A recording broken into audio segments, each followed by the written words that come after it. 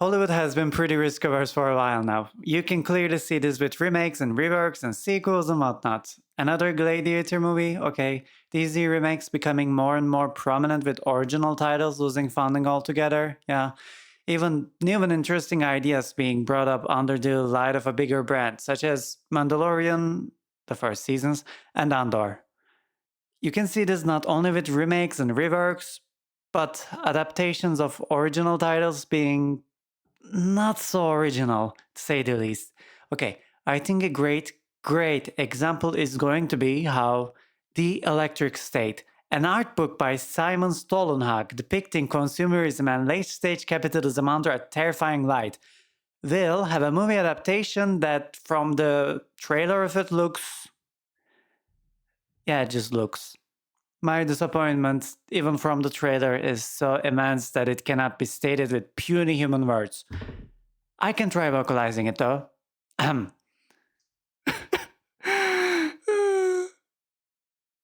I could bring up more examples, yet I'm not sure if you need any convincing. Superhero titles that start out great but quickly turn back to a generalized format, or even start normal and continue to be that way without changing a thing. Movies that start in an original fashion yet choose to be safe and instead rely on cameos or nostalgia or whatever the hell this is. Look, I haven't been able to figure this out. This is what? Anyway, or movies can just be a straight out cash grab that never dares to do or have something original whatsoever at all. Like, yeah, I get it. Dinosaurs, they're beautiful, they're majestic. When you fuck with them, something bad happens. Don't fuck with the dinosaurs. Don't fuck with the nature. Every time you fuck with the dinosaurs, something bad fucking happens. Maybe you should stop fucking around with it. But no, every single movie you fuck with them. Every single movie something bad fucking happens. I swear to God, if I see another movie where they fuck with the dinosaurs, something bad fucking happens, Okay, I'm calm now. And I don't blame them. This admittedly makes a lot of sense, and it is not the first time this happened. Remember Friday the 13th? Remember it in space? Or Against Freddy? Or in Space Against Freddy? That didn't happen, I don't care. Or in Freddy Against Space in Freddy's space? You get the point. Rehashing the same ideas over and over again is not something new, and it is not something Hollywood came up with. In a sense, with the changes in Oscars to have a more diverse set of judges, along with the rise of studios like A24 and Neon, I feel that it is not as gloomy as every goddamn human being in this world is making it out to be. And even in a landscape where everything is a remake or a remaster now, I would like you to show you that now. Originality is not dying. It is still out there, and it's as beautiful as ever. Hi, I'm Pepper, and today I would like to talk about certain movies that rely on an existing intellectual property and make something beautiful with it.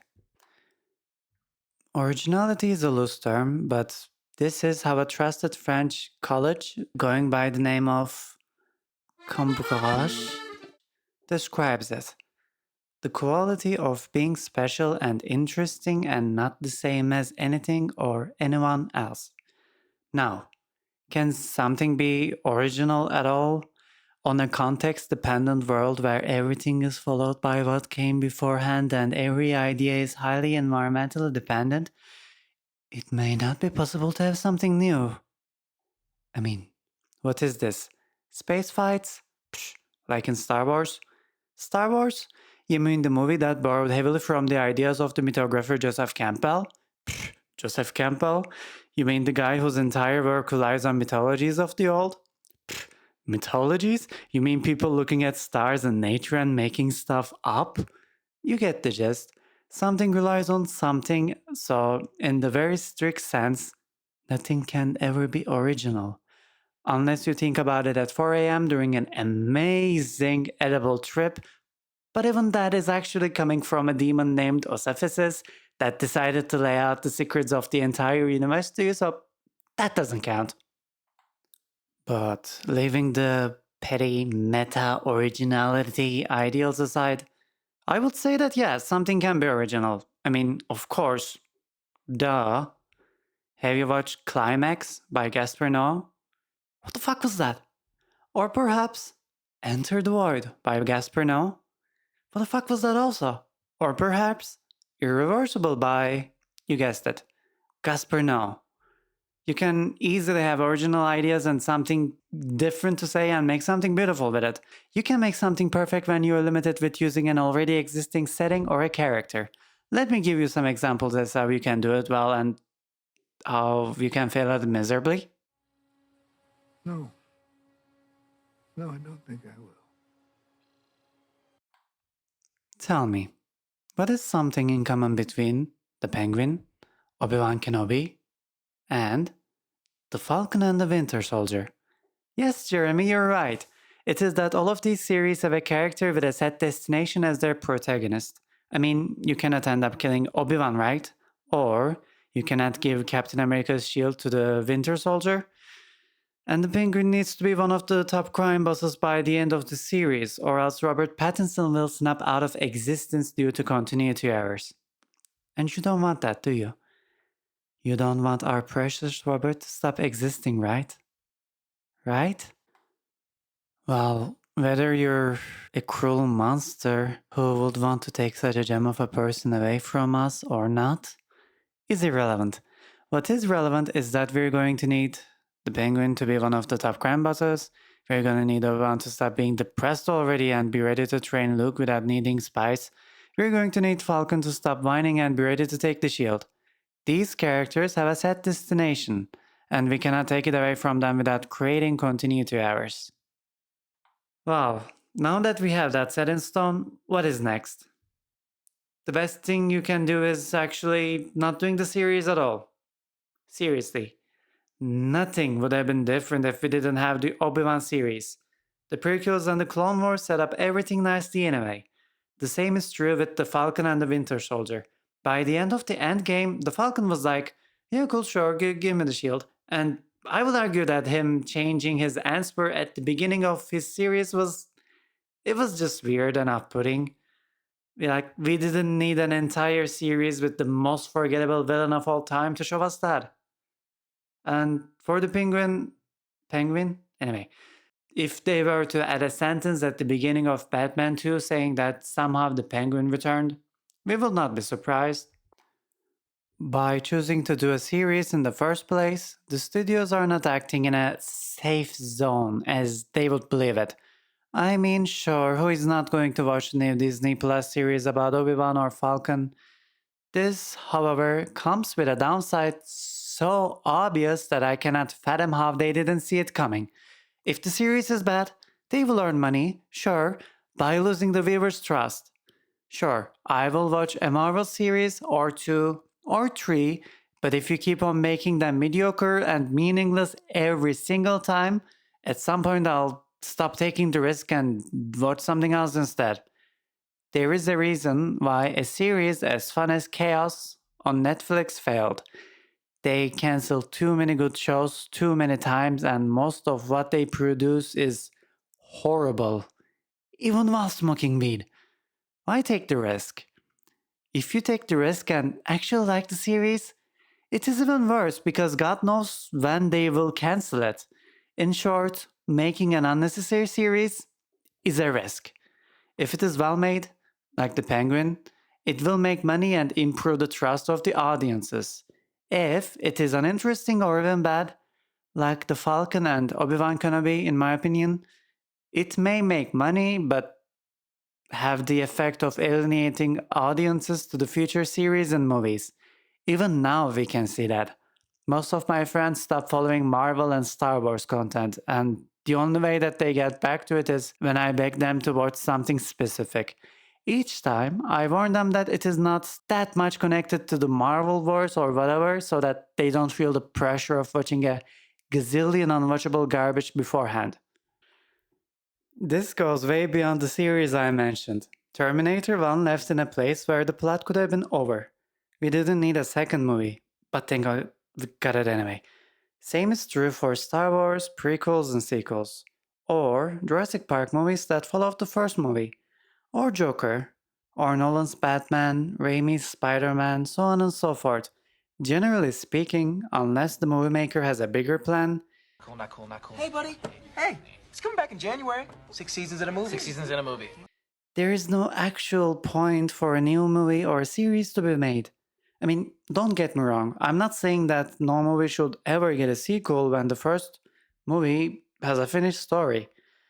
Many of the examples I listed above had sequels that way overperformed the first one in each and every way. Not you though, please fuck off. So, if the filmmaker or a story writer has a story they're planning to tell in a given universe, I think by all means they should. I am just stating that continuing a storyline is a big risk as well.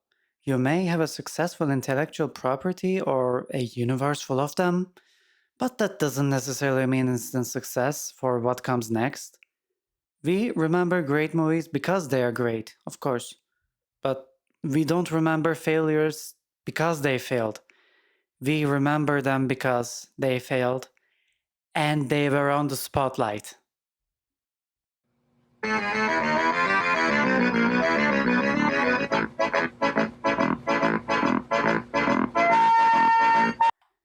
We first started by asking the question, should I do it in the first place? Where the answer is a big maybe. Let's say that you weighed the risk and benefits and decided to do something with your intellectual property. Perhaps because the creative work hasn't finished yet. Or because you feel like you could tell different and interesting stories with the given IP.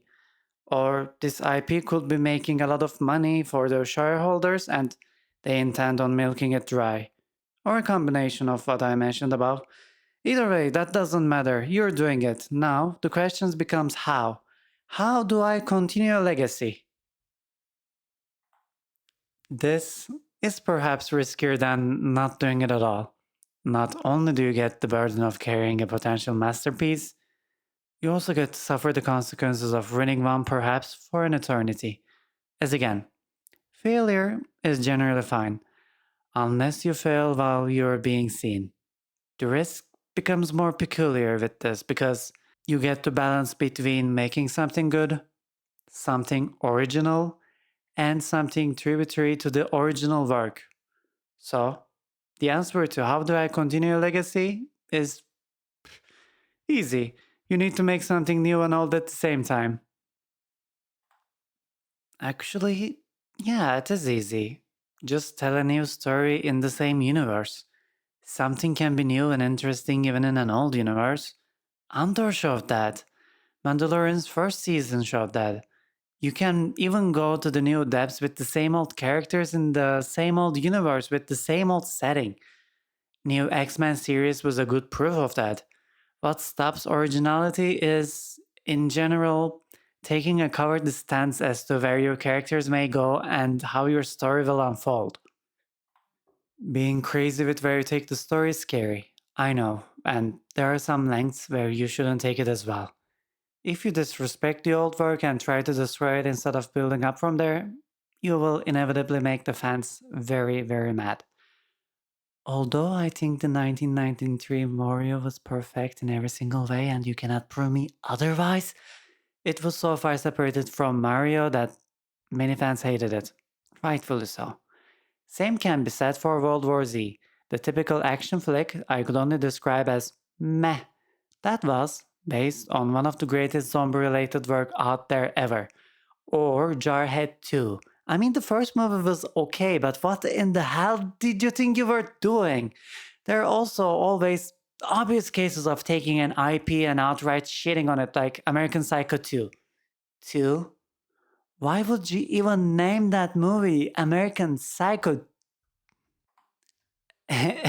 Anyway, but these are just some crazy examples, and fans weren't even that mad because the last two examples are so poorly made and so poorly outperformed by the first that they don't even matter. If I were to generalize, taking the stories to crazy places with or without existing characters can work as long as you know what you're doing and what you're doing is not outright disrespecting an existing work horrendously. Having a stale, boring work that takes no risks is a lot more dangerous than going too off the tracks, as again, It may work once or twice and you will make money, but that will deplete something else entirely. The fucking patience of the fucking audience and their trust in your studio as a whole. Although, this comes with a few caveats too. The Acolyte, for example, had something new, but it failed greatly. There is a great reason for this. Ready? The fucking story. Okay, let's look at an example where the sequels were vastly original, but one failed critically and the other succeeded. Cloverfield. An interesting found footage, horror, alien or subnautic, I'm not sure, creature invasion movie. The movie is followed by 10 Cloverfield Lane, a claustrophobic psychological thriller. It was fresh. It was insanely well. It had well acting, the story was amazing. Then came the Cloverfield Paradox, a sci-fi movie that does not differentiate itself from other sci-fi movies one bit and has an easily forgettable storyline. Really, I don't remember it. Both of these sequels carry the name Cloverfield, yet one of them succeeded and the other one failed, at least in the eyes of the audience, the critics, and most importantly, in my eyes. So, to summarize this chapter, being original is easy, actually. Just make something new with what you have and make sure that the story is good enough for people to like it. If you make no changes and go the safe route, it will be watched, yet not very much liked. This may work the first time, second time, or the third time, but it slowly depletes the trust of audiences and makes them look for something new. That being said, I would like to dive deeper into some of the work I mentioned above and some others to show you that originality is not dead. Ready? Let's go. The Penguin, and to some extent the Joker. The streets of the Gotham City, filth, treachery, crimes, corruption, and fuck. I can't do this. I'm sorry. The streets of the Gotham City, filth, treachery, crimes, corruption, and more. Like the embodiment of the failings of the government, shining a light on what is wrong with the city. There, you find all sorts of heinous crimes and criminals, but there, you also find connection and love, humanity at its most vulnerable and most real. Billionaires in fancy suits beating the shit out of the common folk, crime families making petty plays of power over and over, again and again, an endless pit of misery. There thrives a creature so devoid of any morals except for self interest.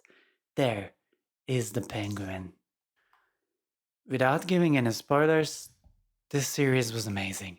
So much so that I would put its quality somewhere near The Sopranos. In its core, it is a mafia drama setting place in the Batman universe. What differentiates it from most other media, such as the Gotham series, Batman Arkham Games, or any Batman movie in general, is its like a focus on the universe as a whole. We do not see Riddler running around and making trophies, or some villain of the week making an appearance. We do not hear about Batman, etc. It has ties to the Matt Reeves' Batman movie, of course, but it is more of an afterthought rather than a core plot point. This is a mafia drama first and a DC Universe story second. And I think this is in part why the series felt so new. We are used to hearing about crimes happening all around Gotham and Batman going there to stop it. We heard about Bruce Wayne's moral dignity and the strict rules of never killing anyone, and the stories with a lack thereof. We know all about Batman, his relationship with Catwoman, his platonic relationship with Joker, his side characters, etc. But little do we know about the villains and why they are the way that they are. The Joker, for example, is a story of how a society without any social safety nets can drive people to extremism, observing morals under the social contract theory and what happens when the government does not abide by that contract. How society can shape us for the worse. It has similar themes to many classics, such as The Taxi Driver and The King of Comedy. Yet, what makes the Joker original is that it is shaped and given in the format of a classic evil villain that everyone knows because he's a nihilistic chaos maker. Generally, his motives can be summed up as, I don't know, I did it because I'm so random, lol. But in this movie, which is the only Joker movie and there is no sequel, please don't check, we are given a different point of view. It shows that a person does not end up being an extremist out of nowhere. Their life, their environment, the conditions under which they must survive dress them there. This movie was a well needed point of view story of the Joker. And it hurts me to see that it is misunderstood by the critics and the audiences alike. He's not a fucking role model, he's a sad result of his surroundings. This movie is not intended to cause violence, it is a warning of what causes it in the first place. So, what makes this movie original is that it is a look on the Joker we never had before. While the comics, animated series, and the movies treat him as a weird maniac with a bad fetish, here we see him as something new, a person with a troubled mind in a bad environment being driven to madness and extremism. The Penguin, however, is not like that. Although the general horrible environment stands true, it does not shape the Penguin. Instead, the Penguin uses it as a tool for his own betterment. I think the Penguin has more in common with Breaking Bad's Walter White than he does with the Joker. The environment which he's in is just an excuse to rally up others behind him sometimes. He uses the ever shaping power of it to alter others' views and make them loyal to him. His situation is not the controlling force behind them. It's just an excuse he uses to get what he wants. Here, in this series, we do not see a villain born into it or shaped by his surroundings to be it. Instead, we see a villain who chooses in every step of the way to use his connections and even break them to get what he wants. Lying and cheating is a second nature to him. He views everything as a tool for his self betterment. He's not born evil, he chooses to be evil. This nature of him, however, clashes with his self image at times. To be the boss, of course, is what he wants, but he also wants to be a boss like his childhood hero, giving, loving, earning loyalty instead of forcing it. He wants to be loved, to be revered, to be looked up to. The entire series, through his perspective, was choosing between doing what it takes to be the boss versus what it takes to be admired. Although this is a very redundant way to look at such a complex character in a series with two other leads, all of whom were as complex as he was. But my point here is to say that what makes the Penguin original is not the from rags to riches aspect of him, nor is it how the society changes you aspect of the Joker. What makes the Penguin original is the cast, the story, the setting, the costume designs, the directing, and so much more. What makes the Penguin original is not him becoming the Penguin. It is everything else in between that happens. This is all I can say without spoiling anything. Now, watch that goddamn masterpiece of a show, please.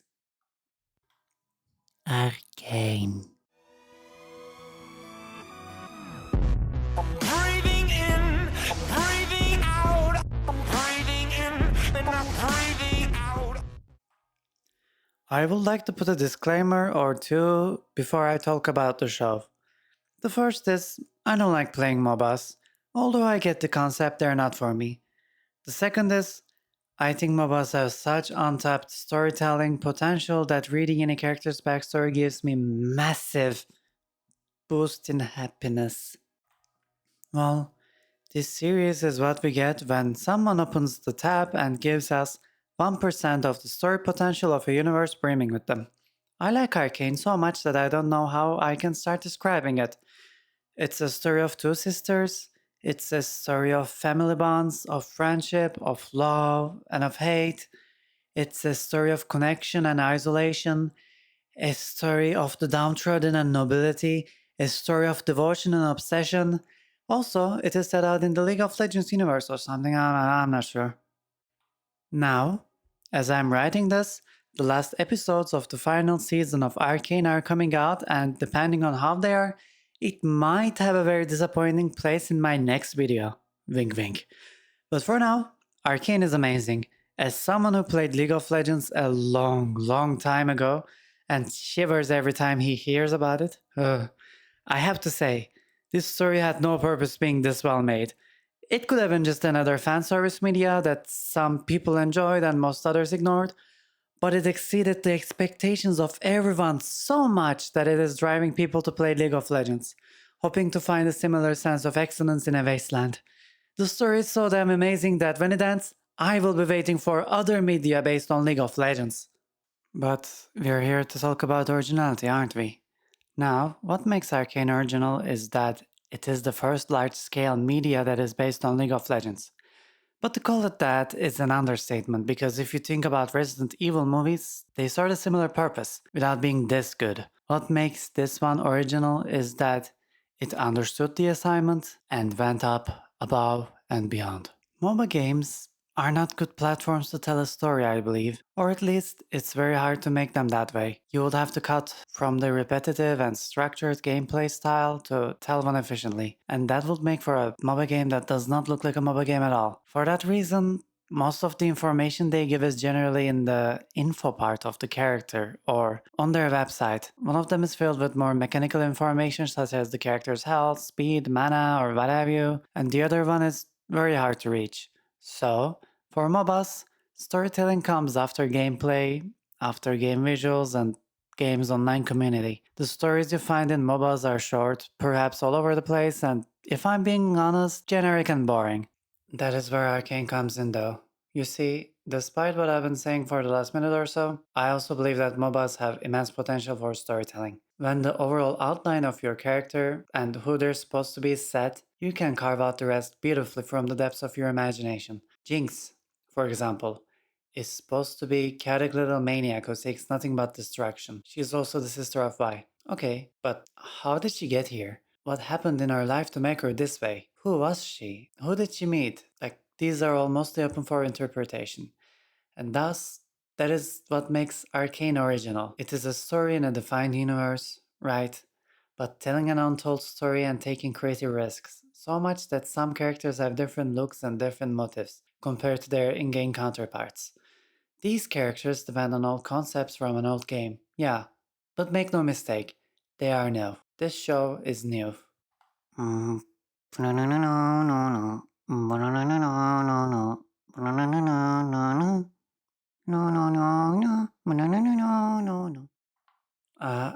wasn't sure if the song was copyrighted. It probably is, so here you go. Please don't leave. Alright, X-Men 97. It is the continuation of the old X-Men series from 1992? Jesus. Although my memory is hazy from having watched it during my childhood and during university because I had a phase, the series was meh.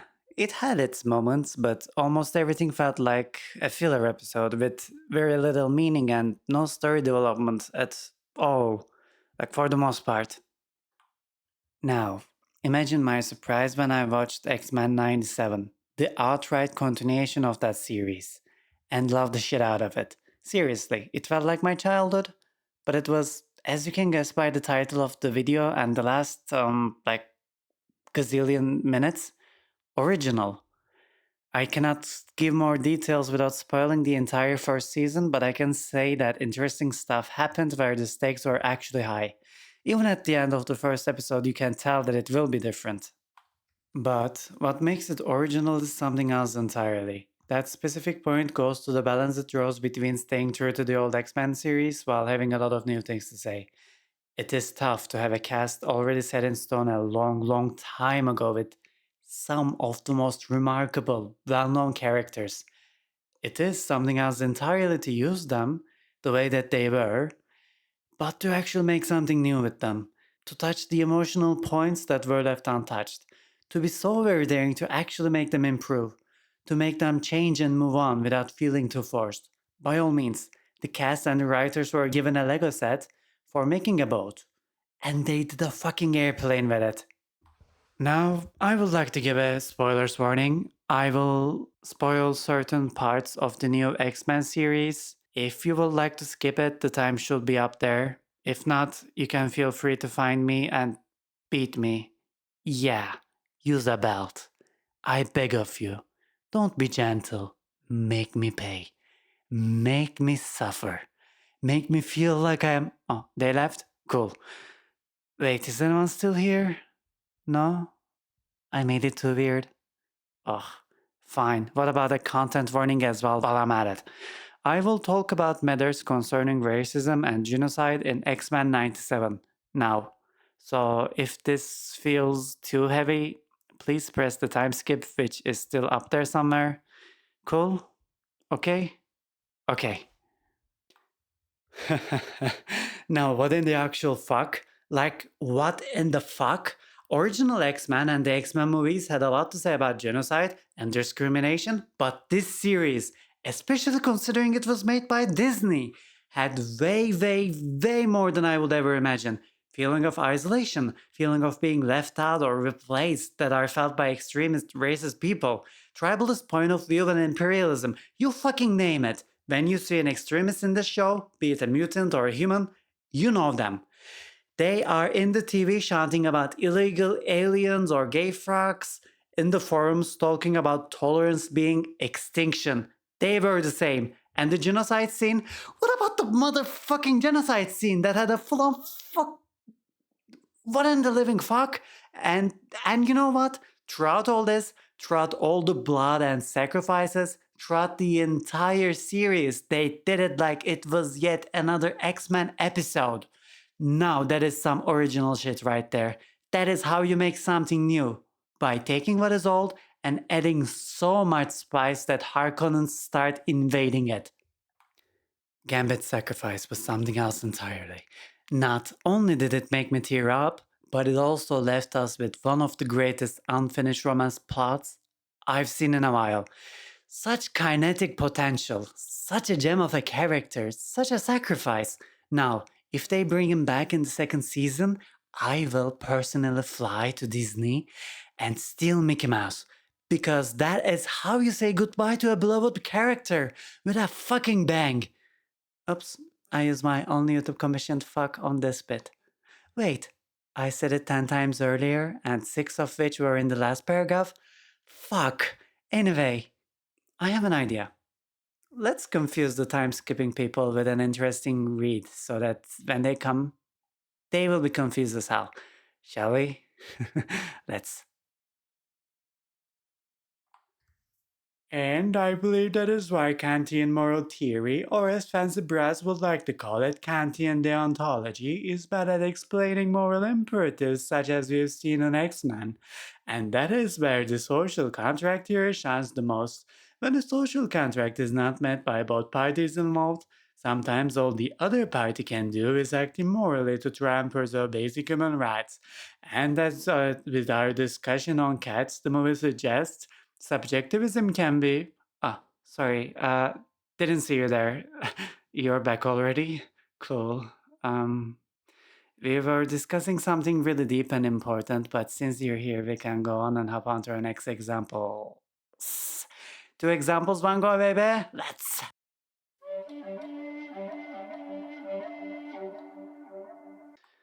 Ah, sweet Mandalorian. This series is easy to explain, compared to some of the stuff I mentioned above. It is about a single father and his adopted baby cruising together the solar system, trying to stop the Empire rising from its ashes. It is a fun sci-fi series set in the Star Wars universe with little connection to the main events. At least it was that way at the beginning.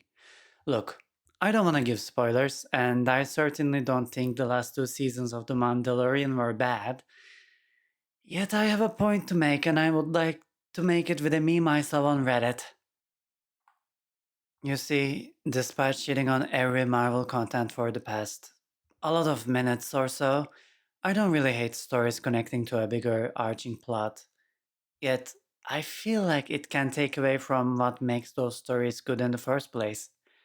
I like Star Wars, and I love the relationship between the Mandalorian and the Baby Yoda.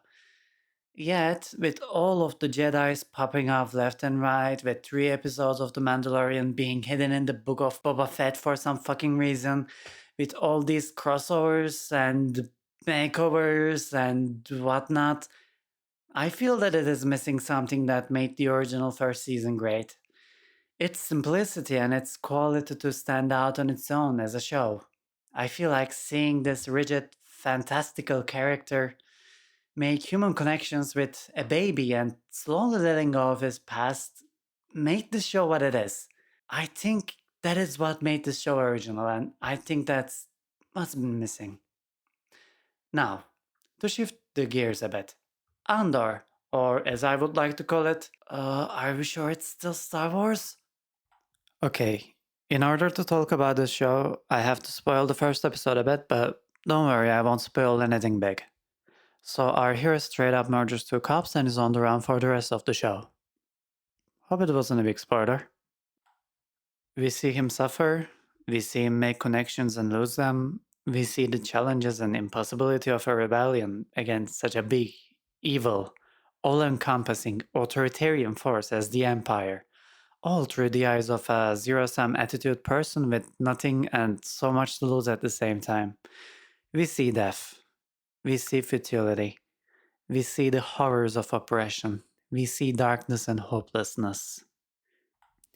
Okay, horrific nature of this show aside, it does something original other than being dark in the Star Wars universe. The way it portrays authoritarianism and fascism is highly original. There is a great video actually made by a great French, I want to say, YouTube channel going by the name of Josrot that talks about this more specifically. A lot better than I ever could. But if I want to summarize my opinion on this, it approaches organized evil under a light we don't often see. It also talks about the many flavors of rebellion, such as changing the system from the inside, guerrilla fighters and their contrasting beliefs, people who end up being on the wrong side of the imperial stick and are forced into a rebellion, you name it. This show has all of them.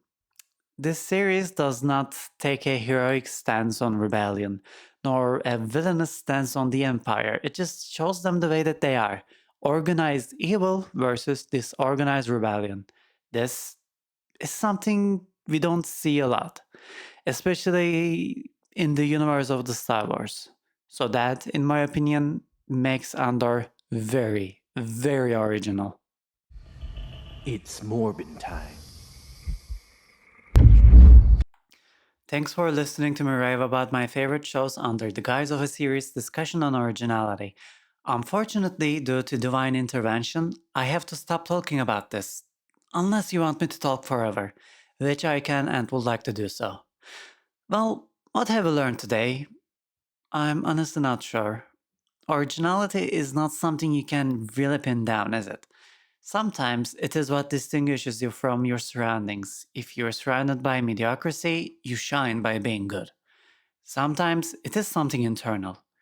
You may be so interesting and new that you're fated to be original. Maybe there were others, but you were the first to succeed that much. Sometimes it is the choices we make.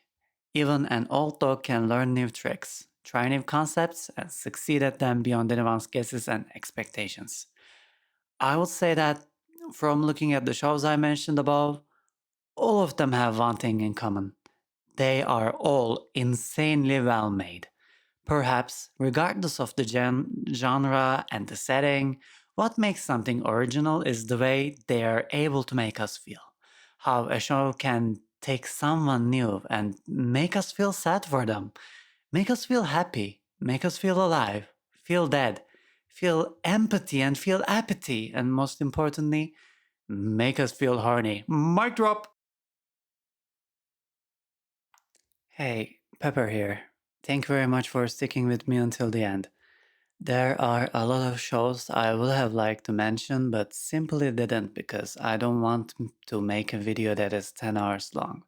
Well, I will talk about some of those in another video, so Get ready for it. Anyway, writing this was fun and tiring. By the end of the video, you will be able to hear how recording it felt. I mean, my throat hurts, but it was fun. If you feel a sense of dreadful aura coming from this video, that's because of how editing will have felt. Well, thanks again. I will be happy if you could like and subscribe, or comment your favorite cat from the movie Cats. Have a nice day.